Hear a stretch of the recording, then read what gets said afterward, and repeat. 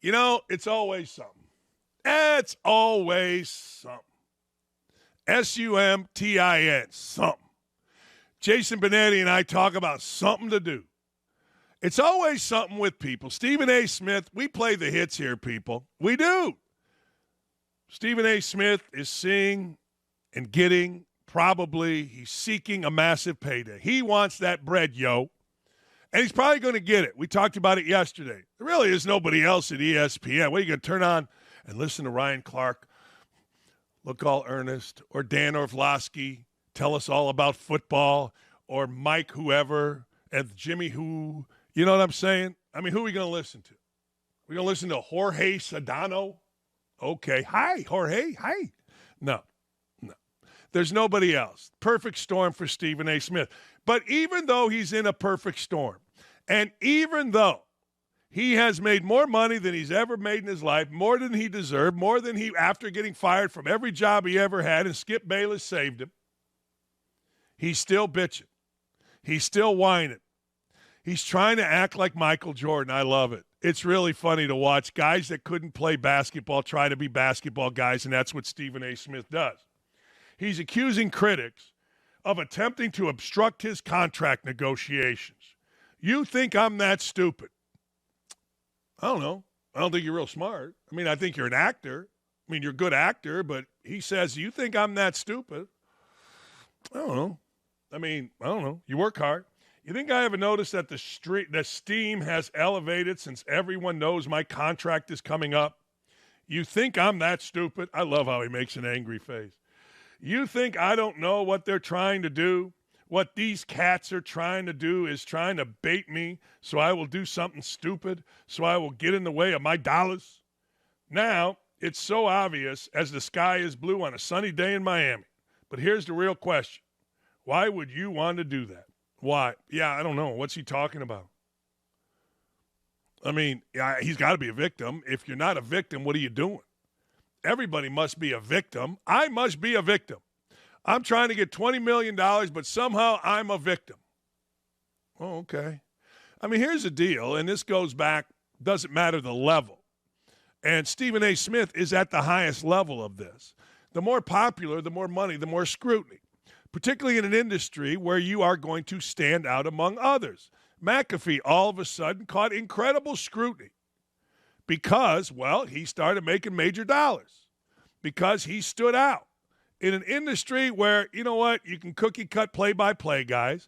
Analysts are hired not because of expertise, but because of their look, their DEI-dom. Sometimes people stand out. Stephen A. Smith, whether you like him or dislike him, stands out. So there's going to be scrutiny. What's the big deal? And particularly when you make it about race.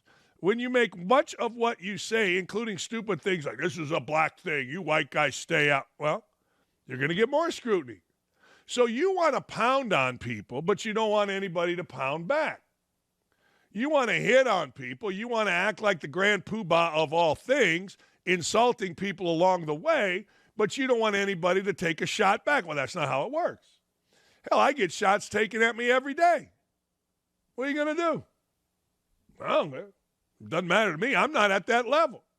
I mean, we got a great show. It's the best show on TV, but we're not at that level. So he's sitting here being sad because people are taking shots. How many shots a day does that clown take at people? How many shots a day does an unqualified guy like Stephen A. Smith take at basketball players or basketball coaches? Dude couldn't play dead. Couldn't get to college to play. Couldn't get to Division 12. But he's taking all kind of shots, and now he's mad? No, it's ridiculous. Oh, boy, here we go. I've never worked less than 320 days a year in my career at ESPN or in this business. I show up. I've been number one for 12 years in the morning on First Take in terms of ratings and revenue. I've been number one talent for a decade. This ain't about ESPN. This is about the cats coming at me. I'm talking about the cynics and the critics. Well, what do you expect? You're bad.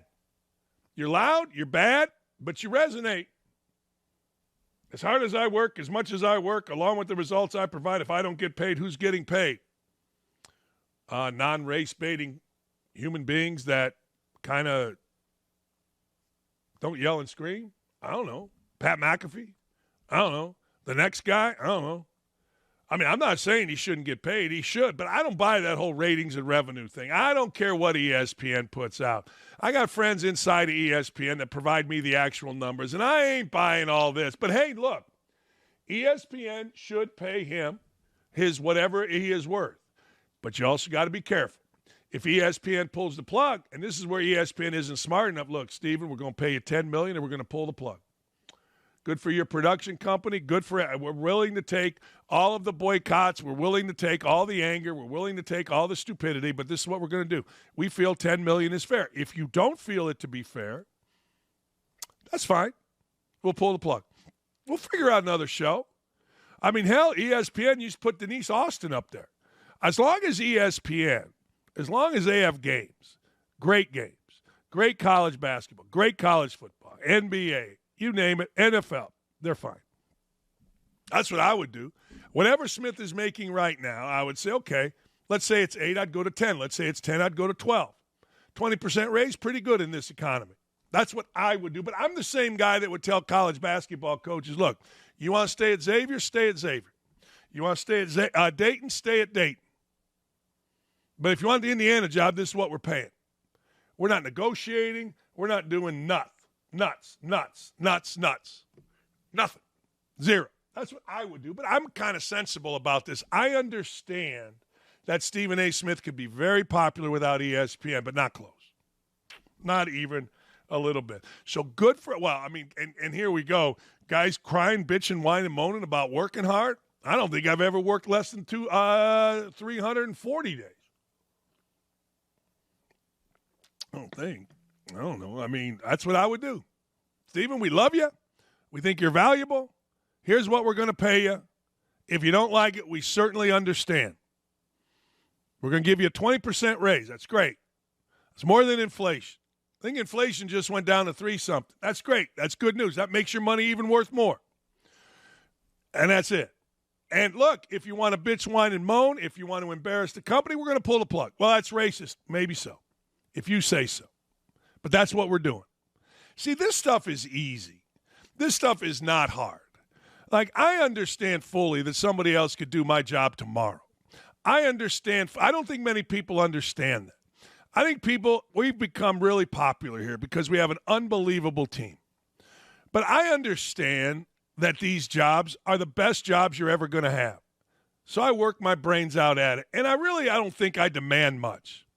But once you get into demanding, once you think you're something bigger than what you are, I've always thought this, ESPN is going to be there much longer than when I ever worked there, much longer than when Stephen A. Smith ever works there, much longer than anybody. It's the same thing with Kentucky basketball.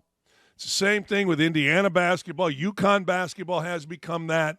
It's going to be there long after. Now, in Danny Hurley's case, it may not be as good.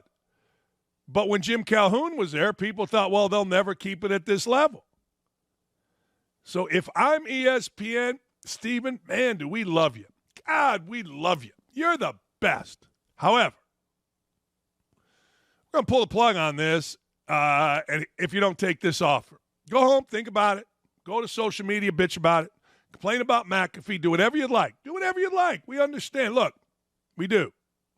And then, and only then, will ESPN start to get its company back. But they're never going to do that. The white dudes in Building 4 are so scared. I got so tired of hearing their little buzzwords. Burke Magnus, our team, blah, blah, blah, blah. Oh, shut up. Oh, man, if we lose this revenue from First Take, really? Make it up by hiring Barkley and those guys after this year to do your NBA pregame show. What? Whatever revenue you think you're going to lose by not having Stephen A. Smith there, make it up. Kenny, Barkley, Shaq, let's go. And hire a host that can whoop, whoop, whoop, whoop, whoop. Because Ernie ain't coming. There's your answer. It's very simple. I don't just bitch, people. I give you answers, period. Hey, thanks for being here. If you're an OutKick fan, you know we give it to you straight. Here on Don't At Me, we have a ton of fun. More content right here. And while you're at it, sack the hell up and be sure to hit that subscribe button now.